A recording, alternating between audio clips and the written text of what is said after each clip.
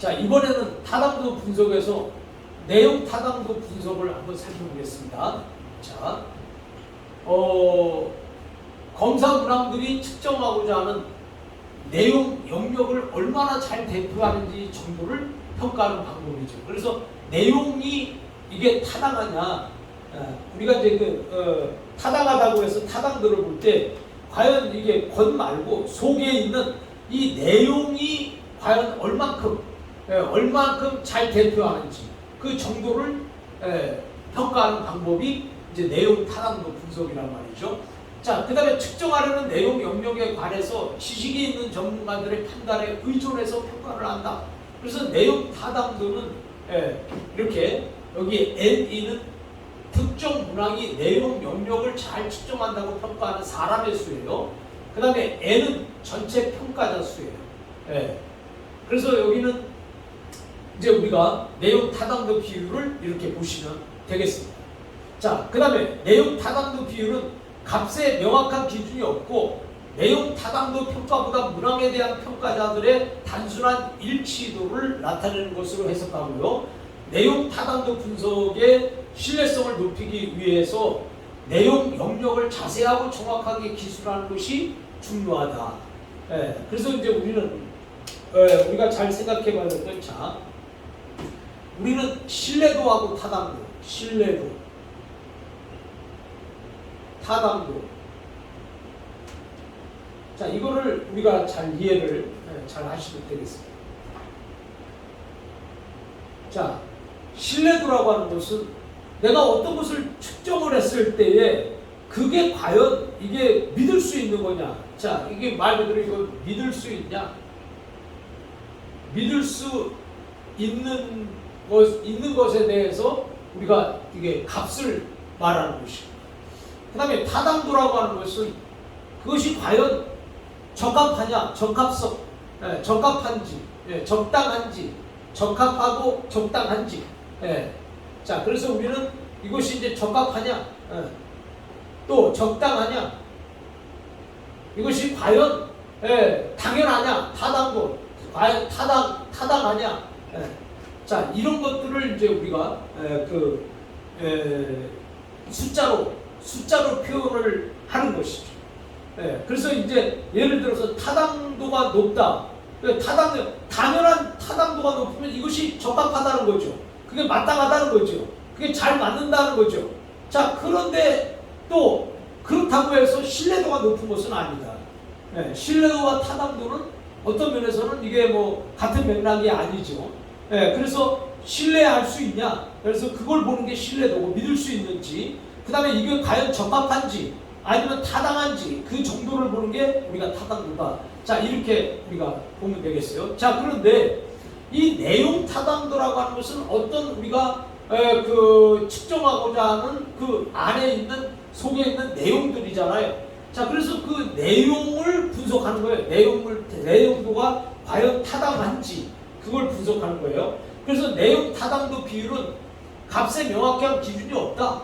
그래서 내용 타당도가 평가보다 문항에 대한 평가자들의 단순한 일치도를 나타내는 것으로 해석하며, 내용 타당도 분석의 신뢰성을 높이기 위해서 내용 영역을 자세하고 정확하게 기술하는 것이 중요하다.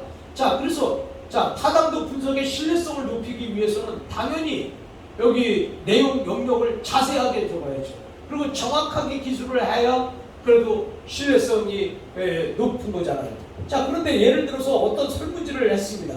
자, 설문지를 이렇게 쭉 하는데 사람들이 그 설문지를 작성할 때 정말 진지한 마음으로 설문지를 작성한 사람들이 있는가 하면은 그 설문지를 작성할 때 그냥 형식적으로 막 그냥 안 해줄 수 없으니까 마지 못해서 억지로 그냥 대충 이렇게 해서 체크하는 그런 게 있다 이 말이죠. 자, 그런 것들은 어떻게 돼요? 신뢰도가 정확하지 않습니다. 그냥 예를 들어서 그냥 1, 2, 3, 4, 5 중에서 1, 1, 1, 막 계속 쭉 나가다가 4로 나가다가 5로 나가다가 이렇게 한다면은 이거는 당연히 신뢰도에서 떨어질 수밖에 없는 거죠. 과연 그것을 내가 물어봤을 때, 그 설문을 했을 때 정확한 그 설문에 응하는 사람이 과연 이것을 정말 제대로 믿을 수 있게 이 설문지를 작성했냐? 아니면 믿을 수 없냐? 없냐? 마지 못해서 그냥 시간 때우기 위해서 억지로 했냐? 그러면 신뢰도가 정확하지 않다 이 말이죠. 그 지금 그런 얘기예요. 그래서 그 내용 타당도 분석의 신뢰성을 높이기 위해서, 신뢰도를 높이기 위해서는 자, 내용 영역을 자세하고 정확하게 기술을 해야 되는 거죠. 그래서 이 설문지도 그 내용 영역에 대해서 자세하게 물어봐야 되고 또 정확하게 물어봐야 되는데 대충 두리뭉실하게 물어보면 안 된다 이거죠. 또 설문을 작성하는 사람도 거기에 대해서 충분한 자기 생각을 가지고 그것을 이렇게 점수로 이렇게 나타내야 되는데 그렇지 못할 때는 신뢰도가 떨어질 수밖에 없는 것이다. 자, 그래서 우리는 이 내용 타당도의 비율은 값에 명확한 기준이 없다. 그래서 내용 타당도 평가보다 문항에 대한 평가자들의 단순한 일치도를 나타내는 것이다. 그래서 내용 타당도 분석의 신뢰성을 높이기 위해서는 이 내용 영역을 자세하고 정확하게 기술하는 것이 가장 중요하다. 그러니까 성의를 가지고 진실로 또 진지하게 이렇게 정확하게 이렇게 우리가 설문을 해야 될 것이다. 그런 얘기예요. 자, 그 다음에 이제 구성 개념의 타당도예요. 자, 구성 개념이라고 하는 것은 심리학에서 측정하려는 추상적 개념인 진로 성숙도, 그 다음에 직무 만족도, 그 다음에 성격 특성 등이에요. 자, 구성의 개념을 보면 심리학에서 측정하려는 추상적 개념이죠. 심리학은 원래 이제 추상적이잖아요. 그 심리, 사람의 심리, 보이지 않기 때문에 그 심리를 우리가 보일 수 있게 만들기 위해서 우리가 측정을 하는 거잖아요. 어떻게 측정을 하냐? 숫자로 표시를 해야 우리가 또 믿을 수 있게 되는 거고 신뢰도가 생기게 되는 것이고 그걸 측정 값을 우리가 통해서 그것을 판단할 수밖에 없는 거죠. 자, 그렇기 때문에 여기 보면 추상적인 개념은 진로 성숙도, 그 다음에 직무 만족도, 직무 만족도 어떻게 이렇게 우리가 그것도 숫자로 표시를 해야 되잖아요. 또 그 다음에 성격 특성, 이런 것들도 다 구성 개념 속에 들어간다. 자, 구성 개념은 직접 관찰할 수는 없어요. 직접 관찰할 수 없지만 개인의 행동을 이해하고 예측하는 데 중요하다. 자, 그래서 구성 개념에서 직접 관찰할 수 없지만 개인이 행동을 하잖아요. 그리고 그 행동을 통해 이해하고 예측하잖아요. 그때 굉장히 중요한 역할을 한다. 그 다음에 구성 개념 타당도 분석이란 구성 개념 타당도예요. 구성 개념 타당도 분석이란 심리검사가 심리적 구성 개념을 제대로 측정하고 있는지를 평가하는 방법이다. 그래서 심리검사가 심리적 구성 개념을 제대로 측정하고 있는지 그것을 평가하는 게 이제 구성 개념 타당도예요. 구성 개념 타당. 정말 이게 제대로 이게 타당하냐? 이 종목을, 이 항목을 이렇게 검사하는 것이 또 이렇게 설문하고 답하는 것이 과연 타당하냐? 이것을 보는 게 이제 구성 개념 타당도다. 이렇게 보시면 되겠습니다. 그 다음에 구성 개념 타당도에서 상관 분석이라는 게 있어요. 상관 분석. 자, 그러면 연구자가 개발한 검사와 다른 검사의 상관을 구하는 것으로 어떤 유형의 검사와 비교하는지에 따라서 구분이 된다. 그래서 수렴 타당도 분석 방법이 있고 변별 타당도 분석 방법이 있다. 자, 그러면 우리가 조사론 비슷한데 자, 우리가 볼 때 수렴 타당도 분석 방법이 뭐냐? 연구자가 새로 개발한 검사를 동일 혹은 유사한 특성을 측정하는 기존의 검사들과 비교해서 두 검사 간의 상관계수를 구하는 방법이다. 자, 내가 어떤 새로운 것을 개발했어요.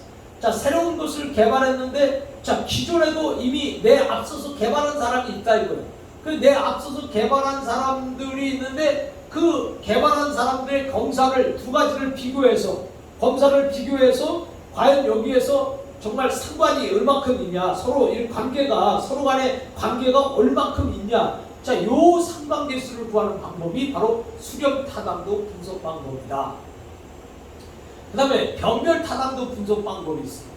자, 변별 타당 분석 방법이라는 것은 연구자가 새로 개발한 검사를 이와 다른 측정을 측정하는 기존의 검사들과 비교해서 두 검사 간의 상관관계를 구하는 방법이다. 자, 변별 타당도고 아까는 수렴 타당도예요. 자, 연구자가 새로 개발한 검사를 이와 다른 특성을 측정하는 기존의 검사들 있잖아요. 다른 특성을 측정하는 기존의 검사들과 비교를 하는 거예요. 그래서 그 다른 특성을 측정하는 기존의 검사들과 비교해서 이 상관이 얼만큼 돼 있는지, 얼만큼 관계가 이루어지고 있는지, 그 서로 두 검사 간의 상관계수를 구하는 방법을 우리가 변별 타당도 분석 방법이다 이렇게 말합니다.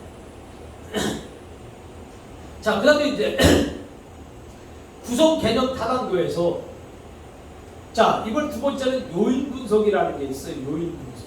자, 요인 분석은 검사 개발 시에, 검사를 개발할 때 가정했던 이론적 구성 개념이 정확하게 나타나는 정도를 분석한다. 예, 그래서 검사를 개발할 때 가정했던 어떤 이론적 구성이 개념이 있잖아요. 예, 자, 그래서 그 가정했던 이 이론적 구성 개념이 과연 정확하게 나타나는 정도. 그러니까 쉽게 말해서 내 가정이, 이 가정을 했던 것, 예상했던 이것이 과연 얼만큼 정확하게 나타나냐, 얼만큼 예상이 적중하냐. 자, 이런 것을 이제 우리가 보는 게 이제 요인 분석이다 이 말이에요. 그래서 처음에 가정했던 요인의 수와 요인의 내용이 같이 나타나는지를 검증하고 검사의 구성 타당도를 분석하기 위해서 가장 많이 사용되는 대표적인 방법이다. 요인 분석이. 자, 그러면 이 요인 분석은 다시 종합해서 말을 하면, 자, 처음에 가정했던 요인의 숫자가 있을 거 아니에요. 예. 이런 것들 요인을 뭐로 했어. 몇 개. 자, 그래서 그 수와 또 요인의 내용이 그 수하고 요인의 내용이 같이 나타나는지를 검증하는 거죠. 예. 그래서 검사의 구성 타당도를 분석하기 위해서 가장 많이 사용되는 대표적인 방법을 우리가 요인 분석이다. 자, 이렇게 말할 수 있다는 거예요. 그 다음에 이제 준거 관련 타당도예요. 준거 관련 타당도는 준거 관련 타당도를 심리검사와 준거의 관련성을 분석해서 검사의 타당도를 평가하는 방법이죠. 그래서 준거 이 관련 타당도, 검사 심리검사와 준거 어떤 이렇게 틀 왔고, 그걸 이제 준거 틀이라고 해요. 자, 그래서 심리검사와 준거의 관련성을 분석해서, 관련성을 분석해서 검사의 타당도를 평가하는 방법. 그 준거란 검사를 평가하기 위한 기준을 의미하는 거예요. 자, 그래서 이 검사를 평가하려고 하니까 어떤 준거가 있어야 될 거 아니에요. 그래서 준거를 모아놓은 것을 준거 틀이라고 하고, 또 그 준거를 가지고 우리가 평가를 해야 되는 거잖아요. 그래서 어떤 기준이 있어야 되는 거예요. 기준이. 그래서 준거라고 하는 것은 다시 말하면 기준이다 이렇게 생각할 수가 있어요. 자, 그래서 준거란 검사를 평가하기 위한 기준을 의미한다. 기준. 그래서 이 뭐든지 다 기준이 있어야 이게 뭐 잘된 건지 아닌지 그걸 볼 수 있잖아요. 기준. 자, 그 다음에 검사와 준거 간의 상관계수를 타당도 계수라고 하고, 검사하고 준거 간의 상관계수가 있잖아요. 그것을 타당도 계수라고 해요. 타당도 계수라고 하고, 타당도 계수가 높으면 준거 관련 타당도가 높고, 타당도 계수가 낮으면 준거 타당도가 낮다. 이렇게 우리가 볼 수 있는 거죠.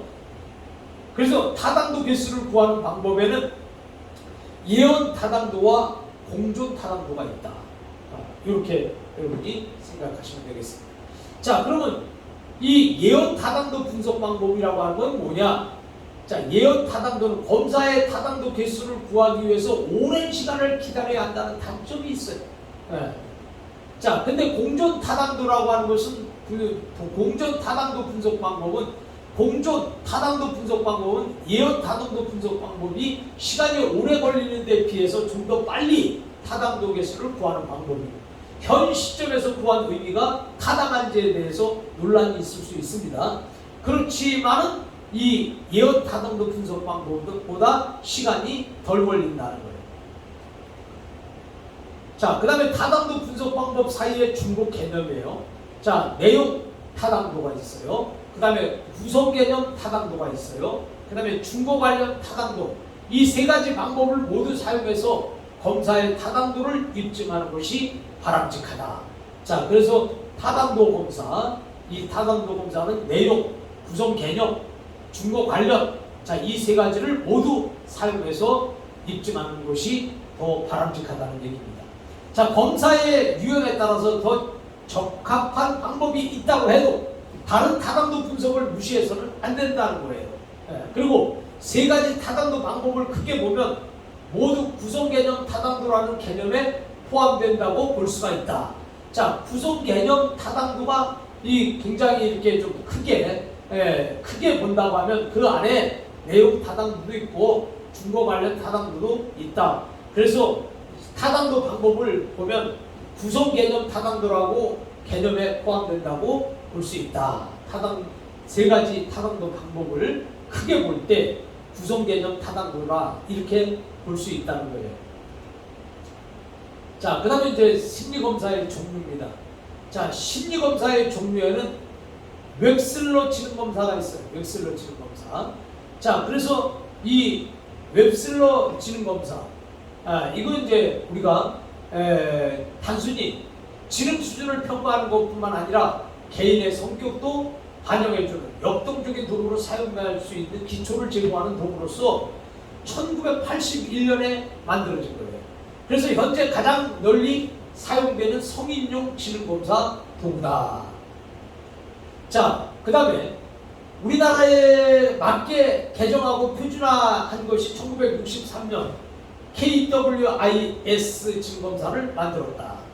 또 91년에 이를 이렇게 재표준화해서 K-WAIS라는 이름으로 사용되고 있다. 이렇게 했고요. 그 다음에 여기에는 기본 지식, 그 다음에 어휘, 그 다음에 숫자 외우기, 그 다음에 산수, 그 다음에 이해, 공통성 등 6개 검사로 구성된 언어성 소검사와 차례 맞추기, 빠진 곳 찾기, 토막 짜기, 바꿔쓰기, 모양 바꾸기 등 5개의 검사로 구성된 동작성 검사가 있다. 자, 그래서 여기는 이 6개 검사, 언어성 소검사, 그 다음에 동작성 검사, 자, 이런 것으로 나누어진다는 거죠. 그 다음에 다면적 인성검사라는 게 있습니다. 그 심리검사의 다면적 인성검사.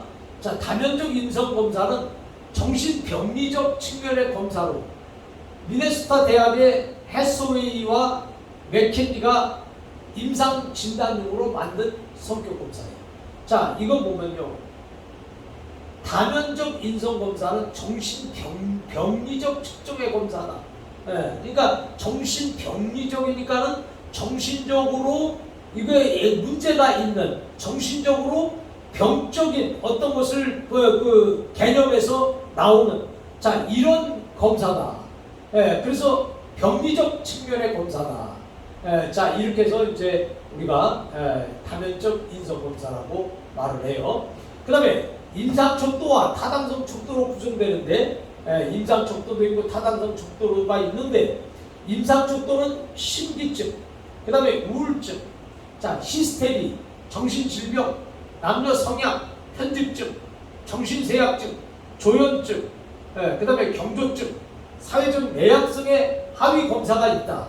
그리고 타당성 척도는 허구 점수, 또 신뢰 점수, 그 다음에 수검 태도 점수를 측정할 수 있는 3개의 하위 검사가 있다. 그래서 다면적 인성 검사에 대해서 지금 우리가 생각을 해보고 있는 겁니다. 그 다음에 여기에는 MMPI는 그것이 가진 566개의 문항을 이용해서 자아 강도, 의존성, 지배성, 공격성 등을 비롯한 300여 개의 성격 특성과 태도를 측정할 수 있는 하위 척도가 개발됐다는 거예요. 그래서 MMPI 검사, 자 이것은 566개 문항을 이용해서 자 이런 것들을 검사하고 그 중에서 이제 300여 개의 성격 특성과 태도를 측정할 수 있는 하위 척도가 개발됐다는 거죠. 그 다음에 러시아 검사라고 있어요. 로르샤흐. 그런데 이제 러시아 검사 이렇게 말하죠. 자, 그래서 러시아 검사는 원초적 욕구나 환상 검사로서 스위스의 정신의학자 로르샤흐에 발표한 그에 의해서 그가 발표한 인격 진단 검사를 우리가 러시아 검사라고 한다. 자, 그래서 이제 우리는 이 러시아 검사를 통해서 투영법의 대표적인 방법이고요. 투영법의 대표적인 방법이 이제 러시아 검사란 말이에요. 자, 그러면 이 검사는 정신병이나 병적 성격의 진단 기법으로 정신병이나 그다음에 병적 성격의 진단 기법으로서 개발되었지만 현재는 보통 사람을 대상으로 해서 성격 심리학, 임상 심리학, 그다음에 문화 인류학 등의 분야에서 널리 사용하고 있다. 그래서 이제 러시아 검사법을 현재 많이 사용하고 있습니다. 성격 심리학에서도 그렇고 임상 심리학도 마찬가지고 문화 인류학 등에서 이런 것들이 사용되어지고 있다는 얘기입니다. 그 다음에 TAT 검사라는 게 있습니다. 자, TAT 검사는 투사 검사죠. 이 투사 검사는 개인의 고유한 심리적 특성에 관심을 가지기 때문에 가능한 한 간단하게 검사 지시를 하며 검사 자극 또한 모호한 특징을 지니고 있으며 투사적 검사에서 피검자는 비구조적인 과제를 수행하게 된다. 자, 이런 게 있어요. TAT 검사라고 해요. 이게 이제 투사 검사예요. 자, 그 다음에 이 검사 지시 방법이 뚜렷하게 제한되어 있지 않기 때문에 때로는 피검자의 다양하고 독특한 반응이 투사돼서 표현되기 쉽고 또 피검사의 고유한 심리적 특성을 반영할 수 있게 된다. 자, 이렇게 이 TAT 검사를 지금 말하고 있습니다. 자, 우리는 이제 지금까지 이 심리 검사에 대해서 쭉 살펴봤습니다. 자, 심리 검사에서 우리가 살펴본 것처럼 이제 TAT 검사, 심리 검사의 TAT 검사, 또 러시아 검사, 그 다음에 다면적 인성 검사, 그 다음에 웩슬러 지능 검사가 있다는 것, 이것을 여러분들이 이해를 하시면 되겠습니다. 자, 그래서 우리는 이 모든 것을 왜 검사를 하냐? 검사에서 중요한 것은 결국 검사를 우리가 하는데 그 여러 가지 그 정황들, 상황들을 우리가 측정을 하기 위해서 측정 도구가 있어야 된다. 측정 도구. 자, 이 측정 도구라고 하는 것은 우리가 어떤 측정을 하기 위한 어떤 이 기준, 잣대, 이 잣대, 자, 이런 것을 이제 우리가 측정 도구라고 하잖아요. 그래서 그것이 몇 센치인지 우리가 모를 때는 반드시 그 몇 센치를 정확하게 알려면 자를 갖다가 대보면 알 수 있듯이 우리가 어떤 것을 측정하기 위해서는 그 자와 같이 기준화된 거, 표준화된 측정을 이렇게 판단할 수 있는 어떤 그런 기준이 필요하다. 그래서 이제 그게 이제 측정 도구라는 거예요. 그러면 예를 들어서 우리가 이 자를 생각했을 때 자가 30cm다. 그러면 30cm면 다 일반적으로 똑같아야 되잖아요. 30cm인데 만약에 이건 20cm밖에 안 되면 그거 신뢰도가 없는 거잖아요. 그러니까 결국 이 측정 도구를 우리가 만들 때는 어떤 일반적인 객관성을 가지고 있어야 된다. 그래서 객관성을 가지고 이게 있어야 되기 때문에 우리가 이제 측정 도구를 만드는 것도 사람이 일방적으로 자기가 아무렇게나 생각나는 대로 만들면 안 되는 거예요. 그 기존의 측정 도구가 어떤 논문을 쓸 때도 마찬가지고 설문지를 할 때도 우리가 마찬가지지만 설문지는 내가 마음대로 만들어가지고 설문을 하면 안 되는 거다 이 말이죠. 기존에 누군가가 그 객관적에 의해서 설문지를 사용한 그 설문지를 우리가 사용해야 되는 거죠. 자, 그래서 측정 도구는 이게 정확해야 되는 거고 객관성이 있어야 되는 것이다. 이건 주관성으로 내가 이것 가지고 측정을 그렇게 하면은 굉장히 위험한 그런 것이다.